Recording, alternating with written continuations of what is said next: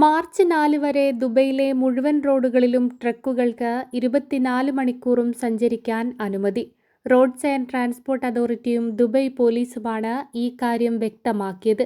Logistic മേഖലയെ പിന്തുണയ്ക്കാനും വിതരണ ശൃംഖലകൾ സുഗമമായി പ്രവർത്തിക്കാനുമാണ് ഈ തീരുമാനം. എന്നാൽ എയർപോർട്ട് ടണലും അൽഷിന്തഗ ടണലും ഈ ഇളവിൽ നിന്ന് ഒഴിവാക്കിയിട്ടുണ്ട്. ഈ പ്രധാന പാതകളിൽ നിലവിലുള്ള ഗതാഗത നിയന്ത്രണങ്ങൾ തുടരുമെന്ന് അധികൃതർ വ്യക്തമാക്കി. വാണിജ്യ പ്രവർത്തനങ്ങളെ കൂടുതൽ ശക്തിപ്പെടുത്തുന്നതിനും ഗതാഗത ലോജിസ്റ്റിക് കമ്പനികൾക്ക് കാര്യക്ഷമമായി പ്രവർത്തിക്കാൻ സൗകര്യമൊരുക്കുന്നതിനുമാണ് നടപടി.